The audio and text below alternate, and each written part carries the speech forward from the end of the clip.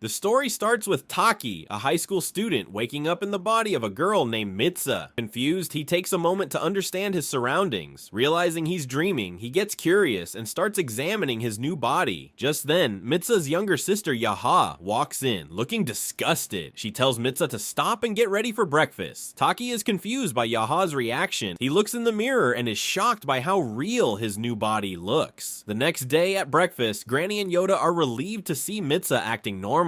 Mitsa, unsure what they mean, turns on the TV and sees news about a rare comet that will appear in a month, an event that happens once every 1,200 years. The rare comet's upcoming appearance excites everyone. After breakfast, Mitsa puts on her ribbon and heads to school with Yaha. After dropping, Mitsa meets her friends, Tessie and Sokka. They're happy to see Mitsa's fixed hair, a change from her usual look. Tessie jokes that Mitsa should get exercised. Before Mitsa can ask, their classmates interrupt, teasing her. Classmates make snide comments about Mitsa being the mayor's daughter and imply she's only friends with Tessie because of her father's job. Mitsa tries to ignore them, but her father appears and scolds her for slouching, making her classmates laugh. In class, Mitsa notices a strange message in her textbook. Startled, she quickly responds when the teacher calls her name. Unlike the previous day, the teacher and classmates are relieved she remembers her name. Mitsa is confused. At lunch, Mitsa asks Tessie about the message, but he denies writing it. Tessie reveals that the previous day, Mitsa forgot where her desk and locker were, and came to school with messy hair and no ribbon. Mitsa doesn't remember this, but shares a strange dream about living someone else's life. She feels uneasy and frustrated by these bizarre events. When Sokka mentions the upcoming ritual dance, Mitsa's despair deepens. She wants to escape to Tokyo. Sokka agrees, saying their town is stifling with no bookstore, dentist, and limited train service. Even the convenience stores close early. Tessie, tired of their complaints, suggests getting coffee. They are excited, but find out the cafe is just a vending machine. Disappointed, Mitsa heads home, leaving Tessie and Sokka to hang out. At home, Mitsa and Yoda braid cords with their grandmother. It's a family tradition, and Mitsa has inherited the family name, Mamizu, also the name of their god. For 200 years, the family has performed rituals for their god, Miyamu. Mitsa's father, Toshiki, married into the Mamizu family, but lost interest in the traditions after his wife's death and pursued politics. The scene shifts to Tessie's house. His father, a construction company owner, is meeting with Toshiki over drinks. They're planning to win the upcoming elections. Tessie, eavesdropping, senses corruption and feels uneasy. After dinner, he can't shake off the feeling that something is wrong. Later, Tessie meets Sokka to watch Mitsa and Yoda's traditional dance. This ceremony has been in Mitsa's family for generations. After the dance, they chew rice to make Kayami sake, the oldest type of sake. Mitsa spits the chewed rice into a box to ferment. Her classmates are grossed out, but she stays composed and seals the box. After changing out of her traditional dress, Mitsa walks home with Yoda. Yoda sees that Mitsa is upset by her classmates' teasing and comforts her. Knowing Mitsa wants to live in Tokyo, Yoda suggests she could sell the Kuchikami sake as a high school maiden's product. Mitsa imagines it, but quickly dismisses the idea. Frustrated with her town and its traditions, she screams that she wants to live in Tokyo as a hot guy. The scene shifts to the previous day. Maho, Taki, and Mitsa's body wakes up confused. She feels something strange in her pants, touches it, and freaks out at how real it feels. Taki's father calls her to hurry to school after breakfast. After he leaves, she gets a message from Tsukasa. Before changing into her uniform, she uses the restroom and wonders why everything feels so real in this dream. She gets ready and is amazed by the beauty of Tokyo, with its tall buildings, crowds, and cars. She can't believe she's really in Tokyo. After struggling to find the school, Mitsa arrives just in time for lunch. She's greeted by Tsukasa and meets Shin on the roof. They are amazed that Taki got lost and notice he's speaking in a dialect and sitting strangely. After school, they visit a cafe, and Mitsa is stunned by how heavenly it is, but shocked by the prices. Thinking it's just a dream, she buys whatever she wants. Then she gets a notification and realizes she's late for her part-time job, but doesn't know where it is. Tsukasa and Shin are stunned. At the restaurant, Mitsa makes many mistakes, like taking too long to write down orders. The chef chefs scold her, and customers get frustrated. One customer complains about a toothpick in his pizza and demands compensation. Mitsa, confused, tells him it's an Italian restaurant, which angers him. Another waitress, Okara, steps in and handles the complaint. After the restaurant closes, Okara comforts Mitsa, saying the customer was at fault. Another waitress points out that Mitsa's skirt is torn, and Okara realizes it was likely the pervert from earlier. Mitsa takes Okara to a room and asks her to take off her skirt, which freaks Okara out. The misunderstanding is quickly cleared up, and Okara is impressed by Mitsa's creative solution to fix the skirt. Okara thanks Mitsa, saying she never expected to see a feminine side of Taki. At home, Mitsa can't believe how real this dream is. She looks through Taki's phone, finding photos of his friends, including Okara. She also finds a diary on the phone and decides to journal her day in it. After writing, she goes to sleep. The next day, Taki wakes up and is shocked by what he reads in his diary. He asks Shin and Tsukasa if they wrote it, but they deny it. At work, his male colleagues are angry at him for walking home with Okara-senpai. Taki insists he knows nothing about it, but when Okara winks at him, the others get even angrier. A few days later in Itomori, Mitsa wakes up with questions written on her hand. Yoda asks if she's going to feel her melons, which freaks her out. At school, everyone stares at her, and Sokka reminds her of what she did in art class yesterday. Mitsa threatened her classmates who were teasing her. Confused, she finds more strange notes in her notebook. At this moment, Taki and Mitsa realize they are switching bodies. They switch a few times a week and understand they are the same age and in high school. To manage this, they leave reports on each other's phones and set rules. Mitsa's rules for Taki: stay away from boys, keep legs together, and don't touch her breasts. Taki's rules for Mitsa: don't waste money, don't talk like a girl, and don't be late for his job. Despite the rules, they struggle with their habits. Taki, in Mitsa's body, acts more manly, impressing everyone. Mitsa, in Taki's body, enjoys city life and gets close to Okara. One morning, Taki wakes up in Mitsa's body and decides to act more mature. However, he struggles to resist his usual habits. After Yaha tells him to get ready, Taki and Granny head to their god's shrine. Taki offers Granny a piggyback ride, but struggles because he's not in his manly body. On the way, Granny talks about their god, Miyamu, and the braided cords they make, which represent the flow of time. The time spent twisting and joining the threads is stored in the cords. After resting and drinking tea, they continue their journey. After walking another mile, they see the large crater where their god's shrine is. They come across a stream that separates their world from the other world. To return, they must leave something important behind, like the Kuchikami sake they made. After placing it inside, they head home. On the way, they see the stunning Itomori Lake. Confused, Taki asks about the comet. Granny says, "Mitsa, it seems you are still dreaming." Taki wakes up and wonders why he's crying. He checks his phone and sees he has a date with Okara-senpai. After getting ready, he arrives on time. Okara grabs his hand and their date begins. Mitsa wakes up and remembers the date she set up for Taki. She wonders if he will be happy, but suddenly starts crying, feeling bad. In Tokyo, Taki and Okara are on their date, but Taki is clueless about what to do. Mitsa left notes, but they aren't very helpful since she's never been on a date. Okara notices something different about Taki. At the museum, Taki sees a photo of Itomori Lake and feels curious. When he asks Okara about dinner, she says it's enough for today. She heard he had a crush on her, which is why she accepted the date, but now she sees he likes someone else. Taki blushes and denies having anyone special. Okara notices his change but doesn't push him. She thanks him for the time together and leaves. Taki reads Mitsa's message about a comet visible today. Curious, he calls her to share his day. Mitsa answers a call from Tessie, who invites her to see the comet at the festival. When she arrives, Tessie and Sokka are surprised by her short hair and worry she might have broken up with her secret boyfriend. They arrive at an open field and see the comet. Meanwhile, Taki keeps calling Mitsa, but she doesn't answer. He decides to tell her about the date next time they switch bodies, but that day never comes. After 3 weeks of waiting, Taki decides to find Mitsa.